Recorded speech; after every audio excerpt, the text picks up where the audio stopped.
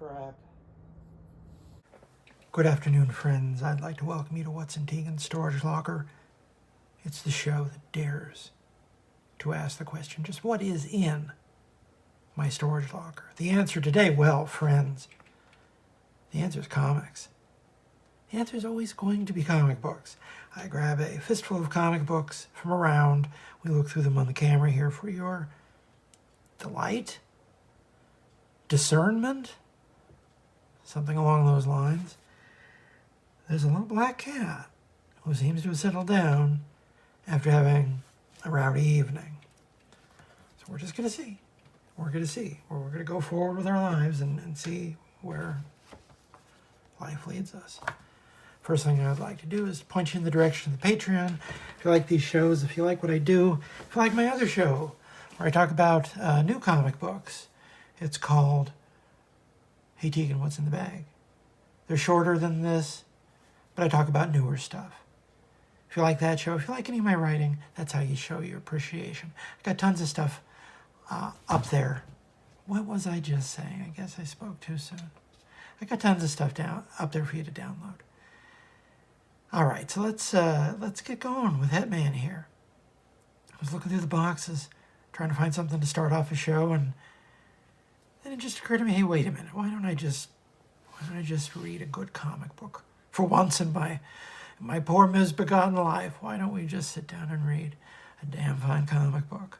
And I know for a fact going in that Hitman #2 by Garth Ennis and John McCrea is a damn fine comic book.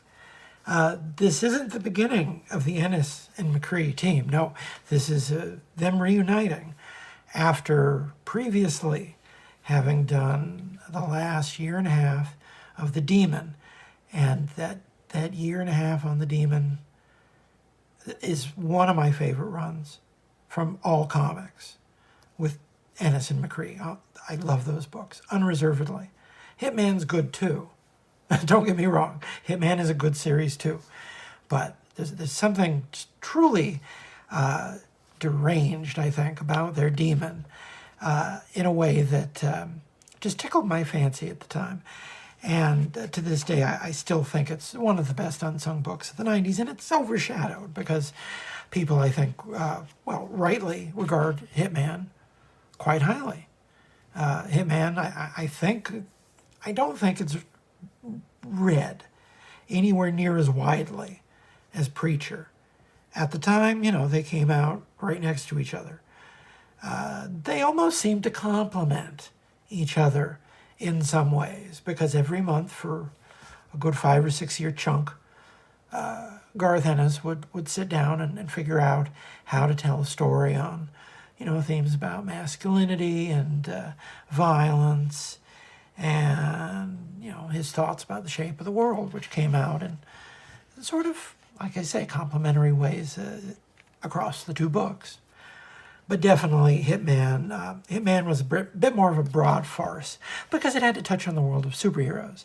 And Garth Ennis really doesn't like to take superheroes seriously. He will, for as long as it takes for the check to cash, and then he'll go back to how he was.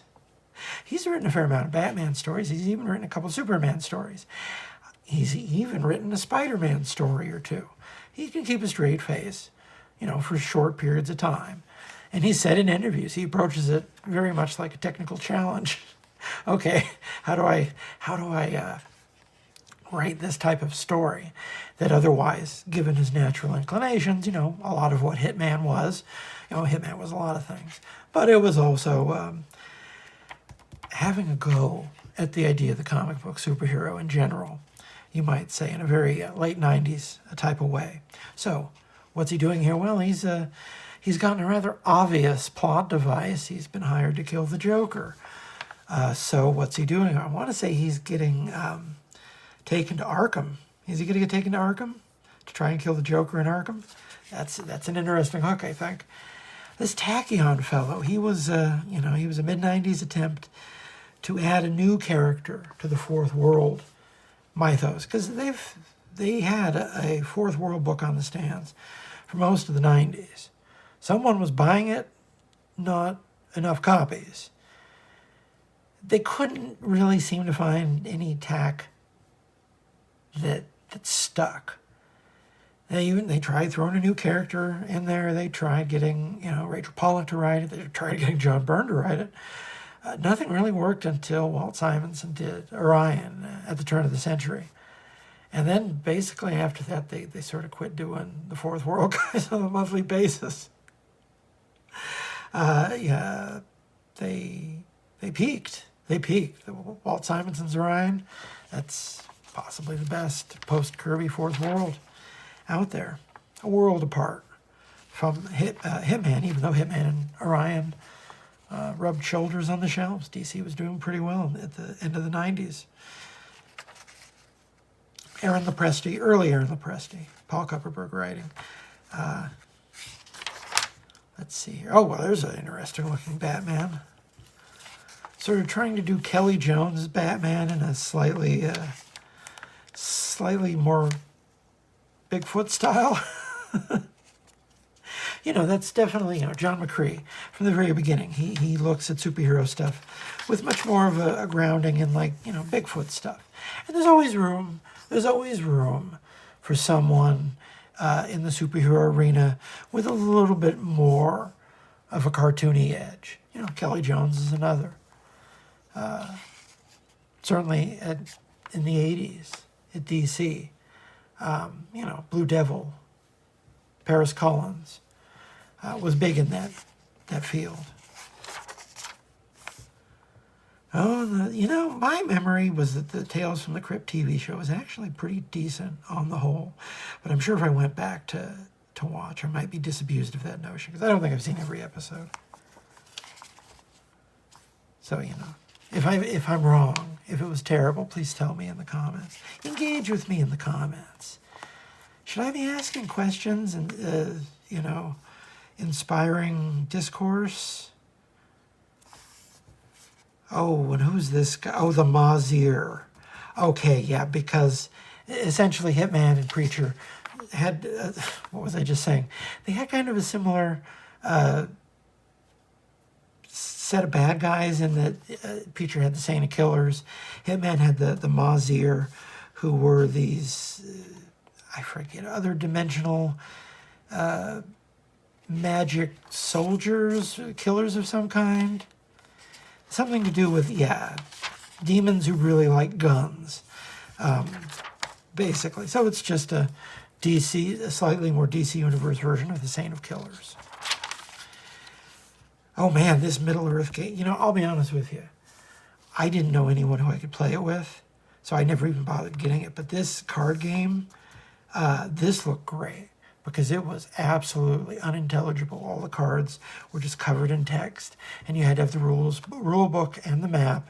And it was, apparently they licensed all the stuff from just weird notebooks and everything. So there was tons of stuff in there that made it kind of wonky, because it was pure Grognar. We're going to sit down, we're going to download the Lord of the Rings appendix into a card game. And it lasted a good couple years, but I think only a couple years. I don't know if the collectible card games ever burst like a bubble, but you can definitely tell, for the first few years after Magic, there was a gold rush, and then slightly less of a gold rush. And now, unless you're a Japanese electronics firm or a major movie studio, you probably don't have the money to start a collectible card game. Oh, what's hot? What's hot? Jules, Pieces of You, Bad Religions, The Gray Race. Okay, well, that's late 90s for you.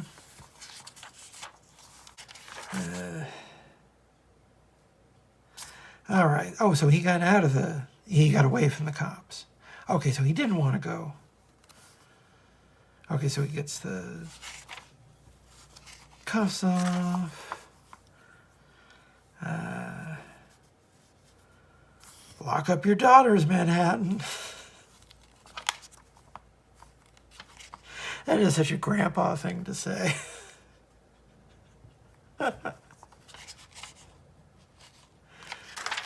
There's an element of Garth Ennis, when he's not being extraordinarily gory or scatological. Sometimes he will just throw the most cornball stuff in there. And it works, you know. Oh, well, here you go. This is the 90s, right here, this ad. Cult Craze Studio Store. X-Files t-shirt or sweatshirt, X-Files mouse pad. An MST3K Bite Me t-shirt with Crow T Robot on it. And here's a shirt with The Crow, Brandon Lee on it. And a Retro Ringer Star Wars tee. Reservoir Dogs poster. And an X-Files mug. It was a time. It was a time.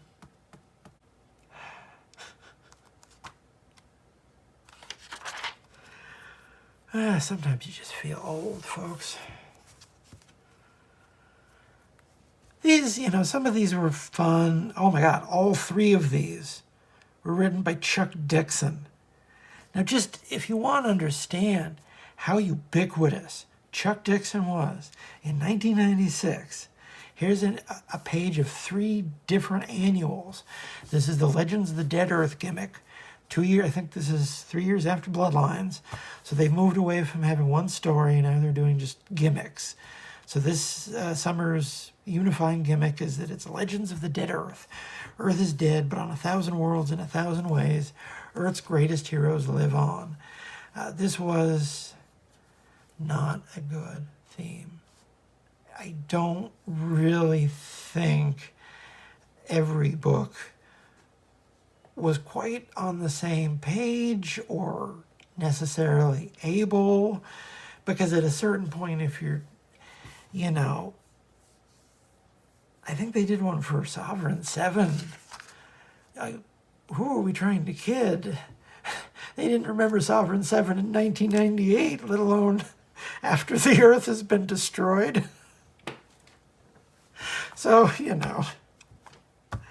But, you know, they still, this is the problem. Chuck Dixon was writing everything, and he was working with all the decent artists. So this Green Lantern annual, I think it's an anthology with Chuck Dixon and Len Wein with Enrico Alcatena. So, like, yeah, Alcatena doing like some weird future Green Lantern story. Of course, you're bringing that home from the shops. Bill Willingham is also drawing it, which he just randomly drew comics for DC in the 90s. That is the craziest thing. Stas Johnson, who did a lot of work with, I think he did some Robin as well as this annual. And Ron Wagner and Bill Reinhold on the Supergirl annual. I remember I actually flipped through this in the storage unit the other day because it's such a memorable cover. I wanted to flip through the story and have it be interesting, but it didn't. It didn't end up coming home with me from the storage unit. So it wasn't maybe the best annual theme that they ever came up with under God's green earth. So, okay, he is in Arkham. He's just going around and shooting people in Arkham Asylum. Do I feel bad about this? Do you feel bad when you flush the toilet? Well, that's some, 90s Garth Ennis for you. He's definitely having it on a bit, because they definitely settle into a cooler groove, but it could do broad farce as well. That's a nice Batman with the cape hanging down his ribbons. There's Two-Face. Oh God. Yes. Please kill Mr. Zsasz. I think I've already gone on my Mr. Zsasz rant. I hate Mr. Zsasz. Hate that guy. I cannot stand him. I do not think that it is possible to tell a good Mr. Zsasz story. I'm sorry. And there's the guy. Okay. Oh, and then he actually gets to a cell and he shoots him. But it's this guy. It's this guy. There you go. Tommy Monahan. I want you. So he's basically come to draft Tommy Monahan to be his herald or something. I forget. And there's your fantasy bad guy. Fun stuff. There wasn't I think we read the Watch This Space a little while ago. I guess I grabbed this from that same pile. And now let's hear what your favorite readers had to say about this issue of Hitman. By God, how did you achieve this? You editorial fool, Tomasi. So this is Peter J. Tomasi. Simple, my friends. I sent out black and white, uncorrected previews to those lucky few who always have something stupid to say. Thanks for the comments, you knuckleheads. So I will keep my pithy comments to a minimum and get as many letters as possible. And I will say this. Tomasi has always been aces in my book because he answered my correspondence. When I sent him a fair amount of correspondence when I was a kid, when you could still send stuff to editors, I used to send stuff to him.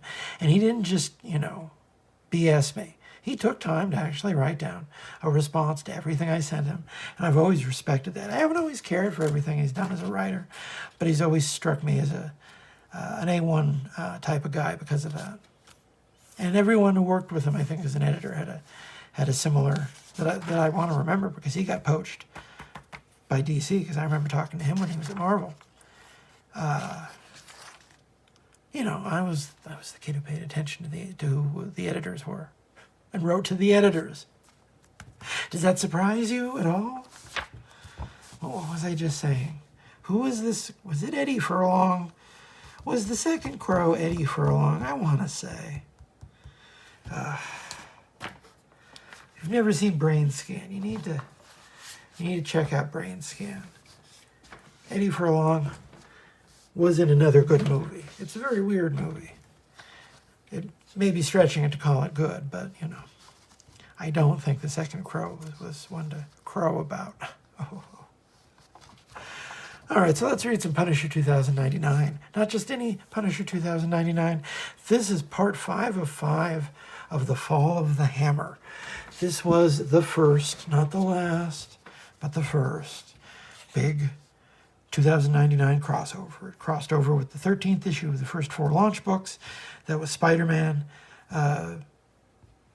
Ravage, Doom, Punisher, as well as the 5th issue of X-Men, because they launched X-Men after the first tranche of books did well. And my recollection is, as someone who is on record as being a big fan of the 2099 line, like the whole line, pretty much. The first year of the 2099 books was pretty solid. All 4 books. Even Ravage. You can tell Stan Lee has a little, probably had something to do with writing it, because it's a weird book and they changed it all immediately. We've already read some Ravage on this show a long time ago. But it's a weird book. Even the Stan Lee stuff is kind of odd. But anyway, I love 2099. And then they did this crossover. And I'll be honest with you. People were really hyped for this crossover. And this crossover was kind of a problem. This crossover just, it didn't do it for anyone. People didn't care for it. It wasn't really about anything. Nothing happened in it. It was supposed to be, the big crossover where all these characters meet and the status quo gets shaken up, and they introduced Thor. And they didn't really do any of those things. Most of the characters, not all of the characters met. Some of the characters met. Okay, all the characters met. My recollection is that the characters didn't spend a lot of time once they actually met. I say that, and they're all on the first page together. But this is the 5th issue. Of course, they have to at least all be on the same page by the 5th issue. Jeez. But it just didn't do anything. And then, Spider-Man and Doom, their second years were just as strong. Don't sleep on the pre-Warren Ellis, Doom 2099. It's very strong, late Bronze Age sci-fi stuff with some nice, very nice Pat Broderick art and Ernie Colon fill-ins. That's the name I was grasping for there. Spider-Man 2099, Rick Leonardi, Al Williamson, Peter David. Punisher 2099, Pat Mills and Tony Skinner. Now you have to admit, that's pretty nice for an American comic book. And eventually, after a little bit of the wind had gone out of the sails of the line, they did an event that was kind of just like, we'll turn the 2099 books into 2099 AD. They literally did. They put the little AD there. It meant after Doom for the story, because Doom became president of the United States, but it was also an acknowledgement of the fact they just hired a bunch of British people to do, Americanized future stories. And those books, that was Warren Ellis, who was right in the room when all that stuff happened and got the ball rolling on Doom 2099. There's a reason why those books had the reputation they did, but Pat Mills and Tony Skinner wrote a lot of that stuff too. And I want to say even Kevin O'Neill did some work for the line around that time as well. So yeah, there were phases in the 2099 line. There was interesting stuff there at every point in the line. But then you got Pat Mills and Tony Skinner writing cleanup on the first big crossover. And the people have gone back to the Punisher 2099 and realized that he's a fun character. He's a straight psycho. He is the Punisher written as someone who just enjoys hurting people, which isn't Frank Castle. For all you can say about the Punisher, he's never written as a sadist, straight up. This Punisher is straight out of the gate a sadist. He has a private jail where he tortures people. And eventually, when Doom conquers the United States, Doom makes that guy head of S.H.I.E.L.D. So yeah, they did some interesting things with these books that they just could not do with the 20th century version of them. Although, yeah, you can tell. We looked at a very nice Tom Morgan and early Jimmy Palmiotti, credited as Jim Palmiotti. Where was I? Yes, we looked at a Tom Morgan issue of Iron Man a while back that looked really nice. This, I don't necessarily quite like as much. Maybe some of that is down to the indeterminate inking job. I remember this ad was a little bit notorious because Harlan Ellison, of all people, he, this is actually well-known tidbit of lore. Harlan Ellison won a legal proceeding against Marvel for jacking one of his stories in the early 80s. Bill Mantlo who did that. And basically the end result of the suit was that Harlan Ellison got one of every Marvel book released in perpetuity. And apparently, he really held them to the letter of that and was actually someone who was a familiar figure on the phone to the people in the Marvel, whatever that office would have been, the bursar's office, the warehouse, I don't even know. But he knew those people because he called if they missed so much as an order form. So he read every Marvel book. And sometimes he went on a weird little talk corner he had on a Sci-Fi Channel news show, and he complained about what he read in Marvel Comics. Harlan Ellison held up an issue of the Kurt Busiek run of Night Thrasher to complain about this ad, which admittedly, the appeal of the video game is that it is selling a gun attachment that actually looks like a gun. And Harlan Ellison's point was, well, that's kind of a crass thing to do in a comic book, Marvel. And he kind of had a point, but on the other hand, it would kind of go on to be a moot point because people don't really do stuff like that for other reasons. But yeah, it's a real trip to see for a number of reasons. I only had the gun that ever came with the NES, and I hated Duck Hunt. I was terrible at Duck Hunt. See, you can tell. There was a little bit of that old 2000 AD magic sprinkled in this guy's creation right here. Look at it. He's got pointy steel toe boots. Look at the size of that revolver. and like sharp gauntlets. Why? The Punisher doesn't wear sharp gauntlets. This Punisher does. It was fun when he showed up in the Savage Avengers. I loved Volume 2 of Savage Avengers. Every issue. That book was great. But Punisher 2099 wasn't maybe quite as insane as he could be, because as you see, as written by his creators, Pat Mills and Tony Skinner, is just a total lunatic. Don't ask me what's going on in this comic book. Don't ask me to try to remember this crossover. This crossover disappointed me. This crossover was not very good. But, you know, here's the Punisher. He's got a giant flamethrower, and he's just burning these ersatz gods, because that's the plot of it. It's not the real Thor. The corporations try to make a fake Thor. Oh, there you go. The corporations try to make a fake Thor. They're coming around to that one again. Basically just because a lot of people believe in Thor. Oh, wow. A lot of people in 2099 believe in Thor. So the corporations make their own Thor to try and exploit that belief. So I wonder if the Thor of 2099 is going to appear in the Al Ewing Thor. Huh. If that happens, you ready to hear first, folks? Because it's a similar gimmick. And this guy, I don't think, stuck around. Maybe he even died here. Because he's got his own hammer that the corporations built him, because it's all the corporations as the villain. Really, really, in hindsight, total, absolutely,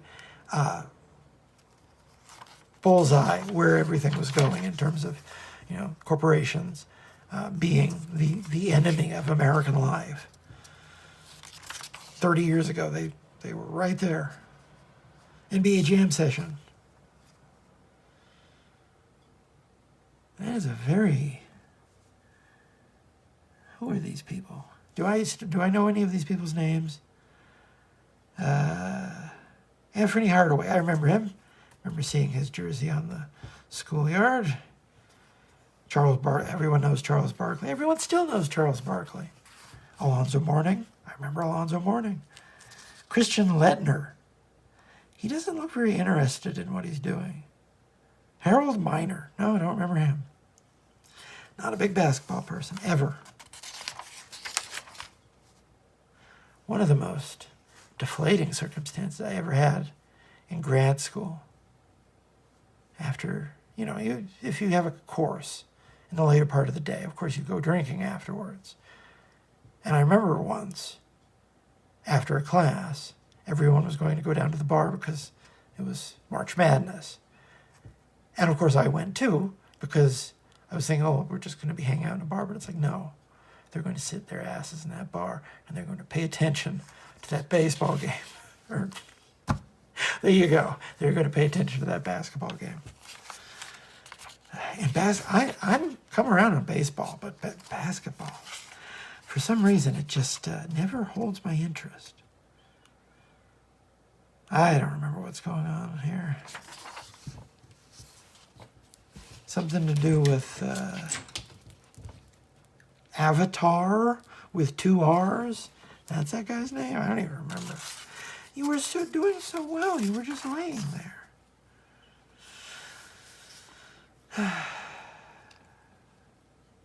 A brand new villain, next issue. You have never seen this personage in these pages before. Get in on the ground floor. Get Punisher 2099, 14. I don't remember what happened in Punisher 2099, 14. Do I recognize any of these names? Ernest Compagnon, Gary Neville, Ranger Joe. I don't know who Ranger Joe is, but Ranger Joe. All right, so let's go back to this bullpen bulletin. So this is 94. So yeah, things have definitely taken a turn. And so you can tell Marvel, this is their weekly checklist, which is about twice as long as their monthly checklist in the mid-'80s, which should tell you where the industry was. When we look at those books from the late 90s and they still do the weekly checklists, notice that those lists are more like half that size. This is too many comics under any circumstances. they're still, they're trying to Blaze limited series, because I think the regular Blaze book is either been canceled or is about to be canceled. Conan Saga's still chugging along. Ecto Kid, number 6. So we're during the year of like I say, they're publishing way too many comics. Not even Clive Barker, I think, liked the Barker books. The one thing they did was that they gave money to the Wachowski sisters, and they gave work to a young Steve Scrooge as well. So, and people don't really remember those books that well otherwise, but there's some interesting talent on them. The Wachowskis also did some Hellraiser. They're some of my favorite Hellraiser stories. Some of my favorite things that the Wachowskis have done. There's their Hellraiser stories. Definitely seek them out if you have not read them. They're still in the middle of the Peter David and Gary Frank Hulk, and I've spoken about how much I like Gary Frank and the Gary Frank Hulk in the past. Marvel Age is on its last legs here, issue 133. So is Marvel Comics Presents, actually. It's up to 148. It only makes it to 175, so it's got 1 year left. Mort the Dead Teenager. Now, that's a book that I've never seen a copy of, I don't think, even though I've wanted to get it ever since I read about it. Anyway, here's some bar trivia for you. Which of the Air Pirates did a book for Marvel in the early 90s? Gary Halgren, Mort the Dead Teenager, written by Larry Hama. Go check it out, but good luck finding a copy. NFL Pro Action. This isn't Super Pro. This is one of their attempts at doing a sports magazine. I think they did a couple attempts, or maybe this just lasted a year. I don't think it went anywhere. Punisher 87. Oh, so they're on the reign of the Punishers. So they've already had Suicide Run, and they've had everyone thinking the Punisher is dead for a while, and the book's just, they're going downhill. Silver Surfer versus Dracula. This is one of the reprints that they were doing of the Tomb of Dracula stuff in the 90s. Some of my favorite reprint books. Transformers Generation 2, which was an interesting looking book, but was not long for this world. It lasted a year. Trying to do American Transformers to look more like, the British Transformers, really, because, Simon Furman picked right back up with them, but it wasn't going to last longer than a year. In 1994, the newsstand wasn't really there to support a Transformers book because the Transformers were not that big a deal in 1994. What else? X-Men 29, Revenge, Gambit, and Sabretooth team up to rescue the X-Men. Oh boy, we're into the Revenge period. Oh man. They eventually, I think, have gone back and salvaged something of that character, but man, that whole thing was just that was painful. That was painful to read at the time. Everything was going downhill whenever that plot line came back. All right, well, I just mentioned Gary Frank, and I just mentioned this book on social media the other day because straight up, I tell you true, this is one of my favorite comic books ever. Gary Frank, Cam Smith, The Team Supreme. If you've seen any of this show before, you've heard me go on not just about Gary Frank, because a lot of people like Gary Frank, but Gary Frank with Cam Smith. That right there. And this issue is a big reason why. One of the most beautiful comic books. One of the most beautiful comics that they ever published. Written by Todd DeZago, kind of an underrated talent in the 90s. Now, this is Tangent Flash. Not Flash. Tangent Flash.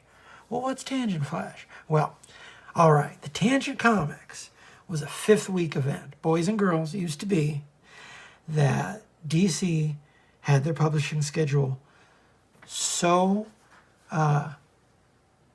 clear cut that they knew that they had 4 open weeks every year on the publishing schedule, publishing weekly comic book, or publishing monthly comic books every week. Every 12 weeks in the cycle, they had a dead week. So they did something fun. And they did that throughout the 90s. That's when they did the amalgam stuff. That's when they did a number of crossovers. So, what was Tangent? Well, Tangent was kind of a fun Elseworlds plus, because most Elseworlds are versions of the characters we know. Whereas Tangent is literally just, we will take everything about these characters but the name. We will build new characters around the name. The Flash, the Joker, the Doom Patrol, all these, familiar characters, but not familiar here. They're completely different. I love Tangent. Tangent is great. The whole thing, the way some people talk about Amalgam, I talk about Tangent. Tangent is like fantastic. One of my favorites. Are we going to do it someday on the TikTok? You bet your ass we're going to do it someday on the TikTok. I love Tangent. So, what's so great about them? They put a lot of love and care into something that was clearly the definition of superfluous. No one was asking for completely different versions of all these characters because there were already so many versions, even by the mid-90s. But by that same token, what's one more version? And they've done a couple things, I think. They've used a couple of these Tangent characters at various points. One of I think the Flash actually turned up in the Morrison's recent Superman and the Authority book, which I have to go back and catch up with because I didn't know anything from the Tangent universe was in there. And I want to say the Green Lantern was also used a few times, maybe a couple times. And I think they did an event with the characters too, but basically I always thought that was a rather vexing looking ad. Like, yes, I want to know all about this rather questionable looking gentleman. Sure, yeah.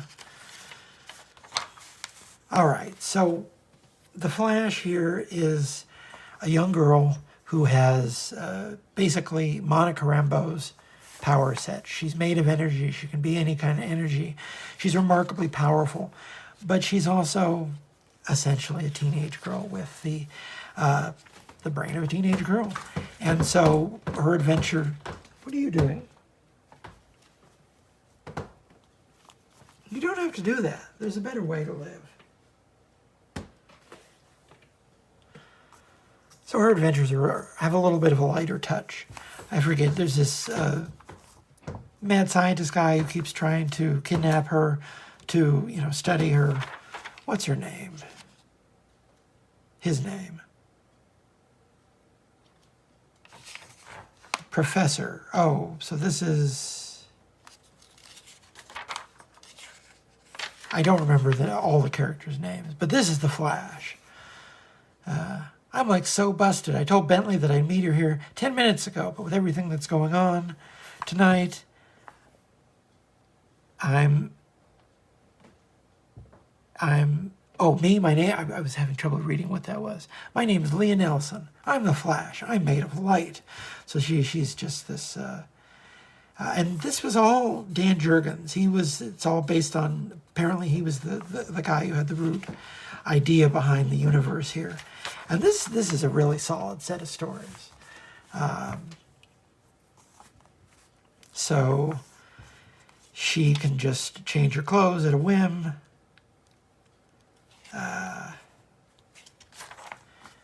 Something to do with... Oh, yeah, okay, so that's her father. That's her mother. They're on some sort of... Oh, so she's... That's the origin. She's... conceived in space, so because of, hypersleep, cosmic rocks, whatever it is, the child comes out super powerful. There's a version of David Letterman with a mustache. I guess I'm like a superhero or something. And this actually reads like a lighter version of the type of thing you'd see like Wildstorm doing a few books with more of a, like Joe Casey. Joe Casey did a series called The Intimates. And I want to say Gail Simone also had something in that, this region of slightly lighter, going after like celebrity culture and teenagers. So basically, she can make holograms, she can make solid light. She's extraordinarily powerful. And so these are the villains who are doing something or other. The Spectre, Project Darkseid. See, it's just fun, recontextualization of seemingly familiar ideas. Leaders of the covert government agency designated Nightwing discussed the imminent implementation of one of its many clandestine operations. Of their number, two of these agents, Director Marcus Moore and Assistant Director Francis Black Lightning Powell, were once members of the elite military strike force dubbed the Metal Men, single-handedly responsible for saving democracy from the clutches of communism some 30 years past. I want to say there was some mission in the history that was detailed in the Metal Men book about, I think it was a military mission in Czechoslovakia or something. So, rather serious alternate history type stuff. Now they traffic in coups and assassinations on a daily basis, easily manipulating the politics of the global theater to meet with America's best interests. So they're talking about, so we're getting the events of the birth of the Flash from a slightly different perspective. Okay. See, the kid's father, he tried to give her to the government, and the kid was just too powerful. The kid just left and went back to her mother, and there was nothing that they could do about it, and apparently they never really got over that. But that's a fun hook. The child is so powerful that basically the government tries to, and they can't keep her. She just goes back to growing up with her mother. Oh, codename Dark Star. See, fun stuff like that. Interesting. Just getting out blue sky design work. And I don't think a lot of these designs have ever really been appreciated, because there were some really nice designs in this book that they could do more with, and they just never did. That's a rather grotesque. Me in 90s ads, there was something, they were doing something weird in the drinking water at the ad agencies in the 90s. But it's gorgeous stuff. At this point, Cam Smith and Gary Frank have worked together for years on Hulk and on Motormouth. Before that, and on a number of other incidental things as well, I think. So they really knew how to work together, how to make each other look good. And sure enough, the hook here is, so her dad is just an absolute sniveling schnook who works for the government trying to, figure out how to kidnap her for good. And her mother is just a vainglorious stage mom. So there's basically no hope for this person to ever have anything resembling a normal life growing up. But the book is, it's fun. That used to be the kiss of death. Say, oh, it's fun. But this was genuinely, this whole line of books.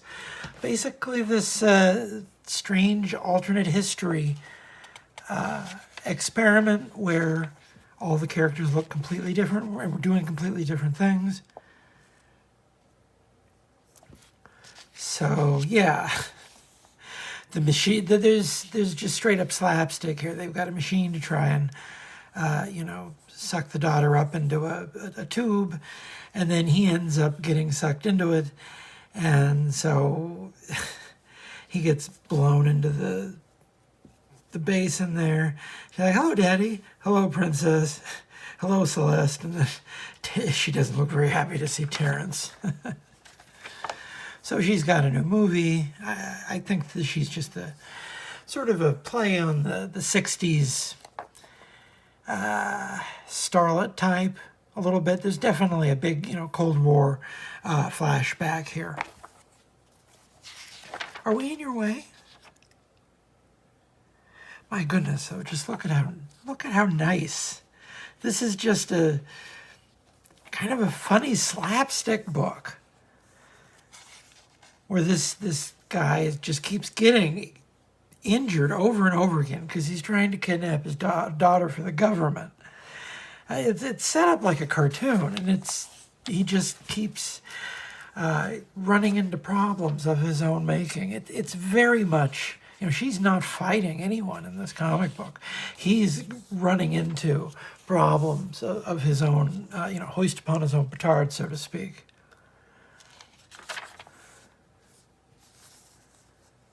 And yeah, that's how the pop stars were dressing in a couple years. Some of the design work they did for this series ended up being really prescient stuff.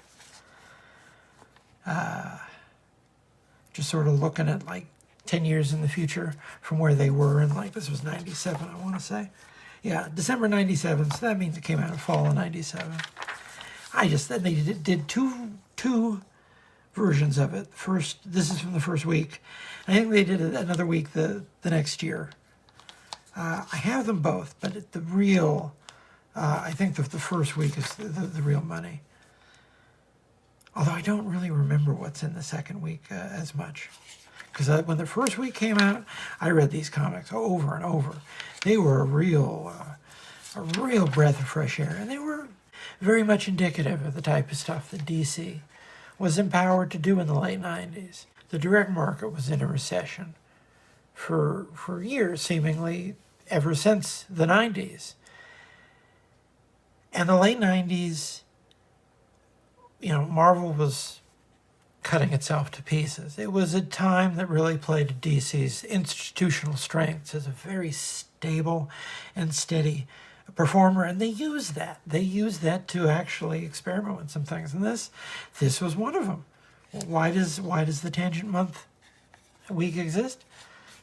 I don't know. It seemed like an interesting idea Dan Jurgens had, and he was able to talk the rest of the company into giving it a shot. And it's some really fun comics. Really fun stuff. Highly, highly recommended. Not just Flash. Flash is good. The whole line is good. Here's more of that Kent's, John Ostrander. Tim Truman doing more or less a revisionist Western, as they were considered at the time. Nice looking book, if nothing else. I am interested in rereading it, because I do remember it fondly.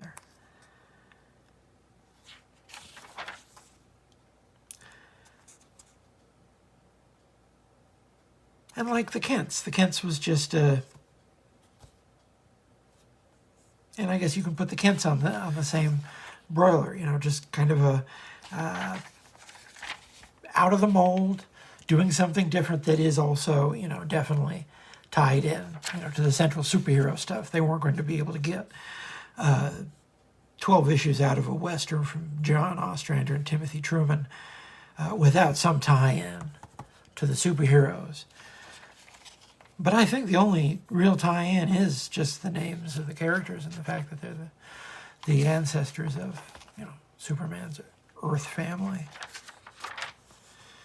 I don't think anything in it was ever, important or anything as far as going forward. It was just a straight up a story with the Kents.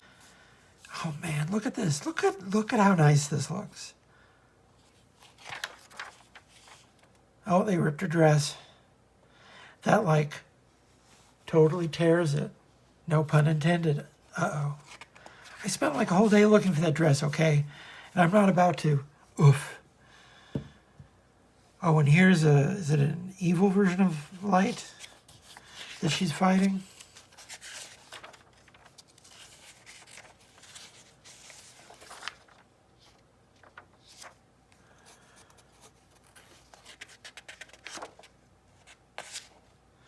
Yeah, I'm not going to actually try to go back and understand too much of what's going on in the story here. Oh, here's after Legion Archives Volume 7. They were already up to Volume 7. They lasted, I think they had the longest of the archives. Ran until they weren't doing archives anymore because, the Legion fans, they came out in force. And this really nice Frank Miller piece there.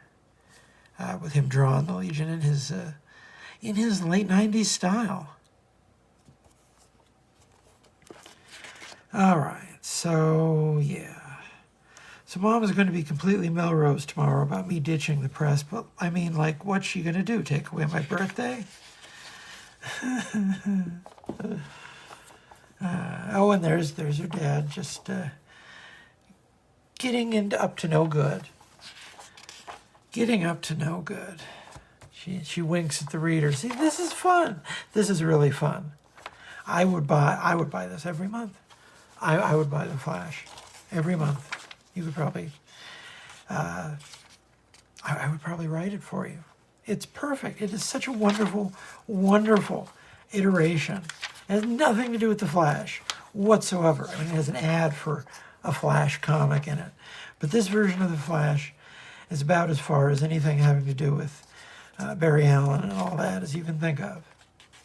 See, we get a couple pages of them, talking about the designs. And okay, so we got the list of the 8 books from this week. The Atom, who was that world's main superhero, and that book I think had Paul Ryan on art.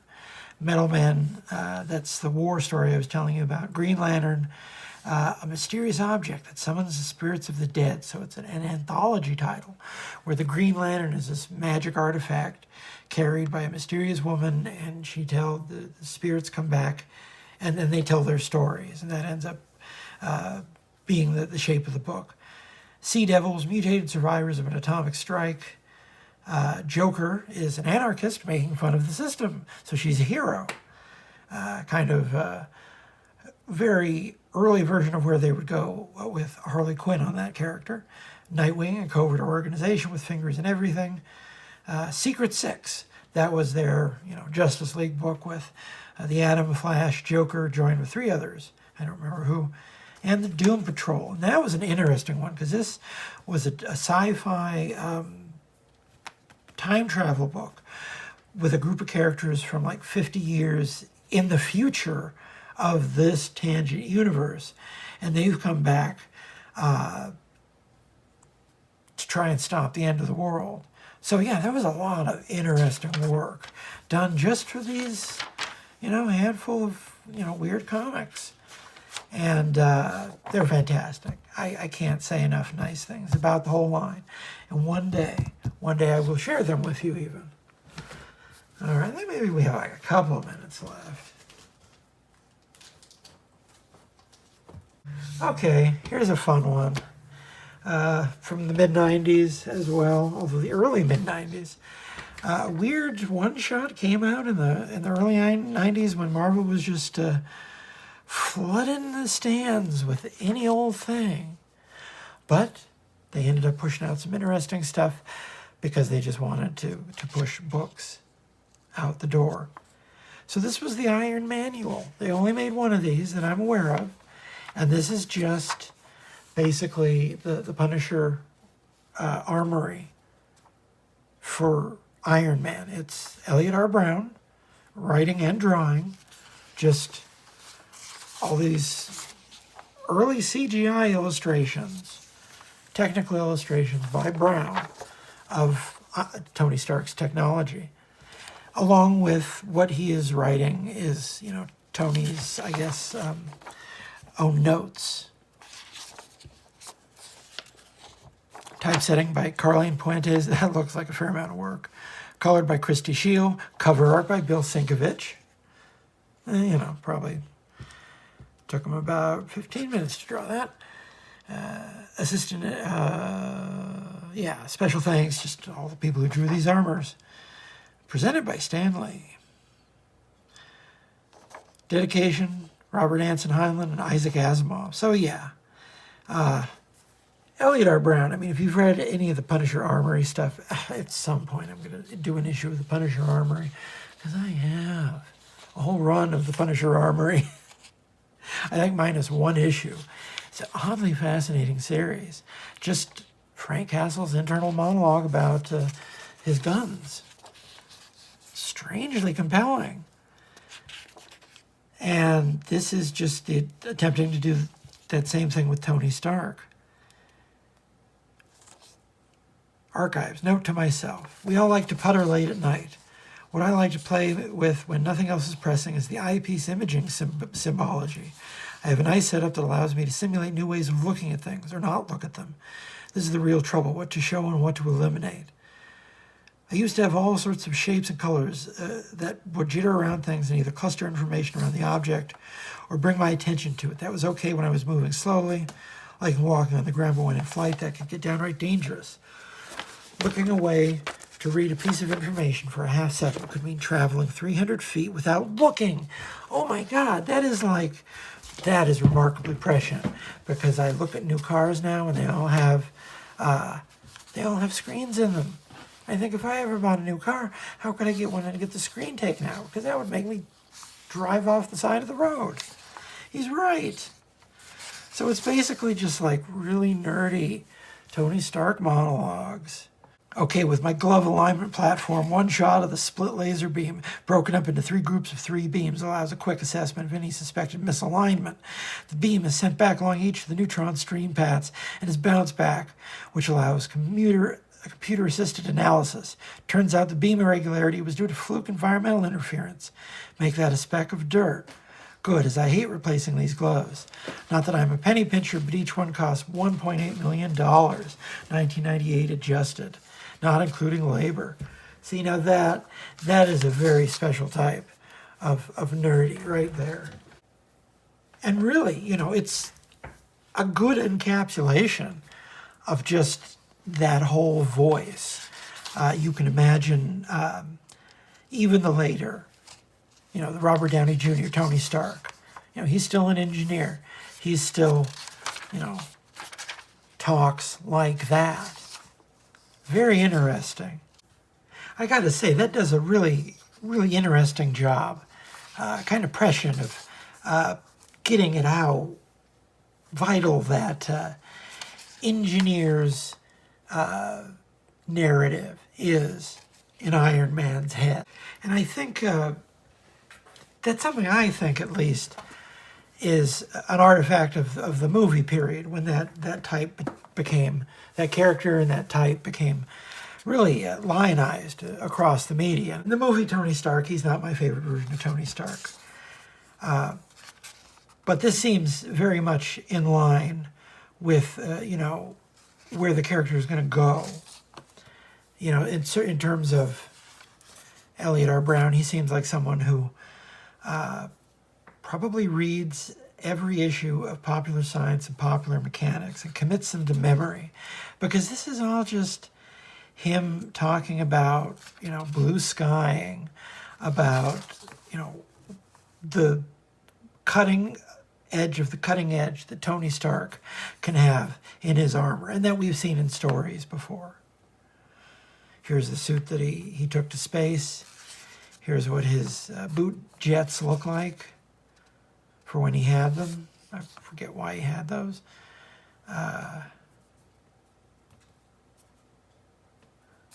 Just all these random thoughts about... I often get impulses to design a specialty suit when there's not really a call for it. I feel the benefits of problem solving and the usual advances in various technologies far outweigh the potential for a suit to gather a little dust. I'd gotten just such an impulse to build a thoroughly useless deep submergent suit long before any of my deep-sea interludes took place. But from it came a new aligned crystal technology that allowed a huge transparent headpiece. Also, a better understanding of where the leaks were on my regular suits. Although my conventional suits could operate underwater, they were like, fish out of water. It was noisy, inefficient, as I said, leaked. So it's just applying that, pop culture, pop science, engineer mindset to, various aspects of Iron Man's technology. That's kind of interesting, I have to say. I see why they only did one of them. They got like 10 issues out of Frank Castle's guns. But I think more than like one issue, and I'd want to throw Tony Stark out of a moving automobile. Not my favorite type of person, honestly. That's why I like the Iron Man stories where really bad things happen to Tony Stark. What are you doing? I'm almost to the end of this.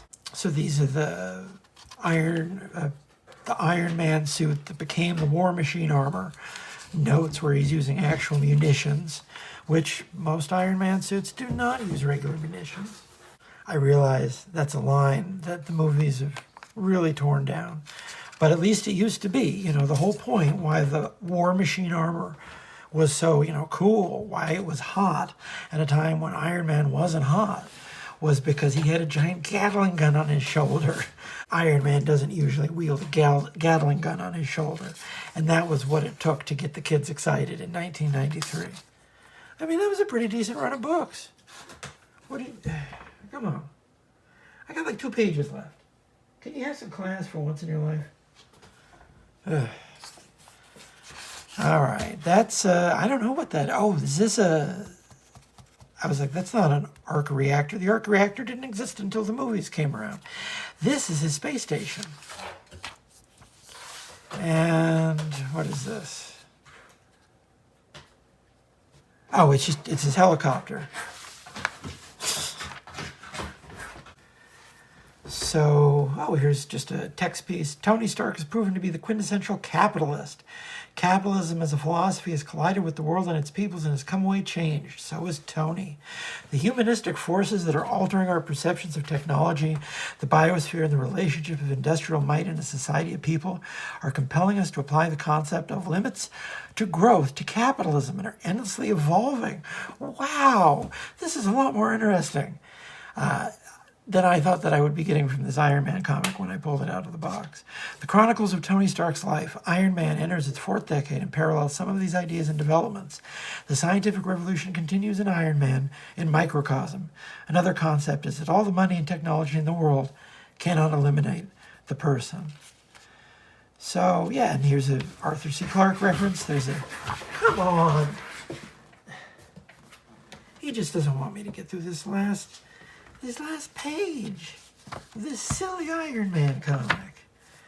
Okay, well, I guess he's telling us that we're done.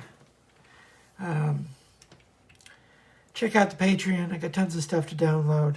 Check out the Instagram and the TikTok daily comic book review. I do a podcast with Claire Napier. It's called Udder Madness. It's about Top Cow Comics. My stuff is up usually every other week or so on the Comics Journal. And I even got a new show that I'm putting up on this channel about new comics. It's called What's in the Bag, Tegan. So hey, take a deep breath. We made it. I have to go. Pay some attention to someone. He has been really irascible lately. He has just been a real barrel of monkeys. So I have to go take care of him. You, please, have a wonderful day. Take care of yourself. Take care of the world. Be kind to yourself. Be kind to animals. And be kind to small children. I'll catch you around.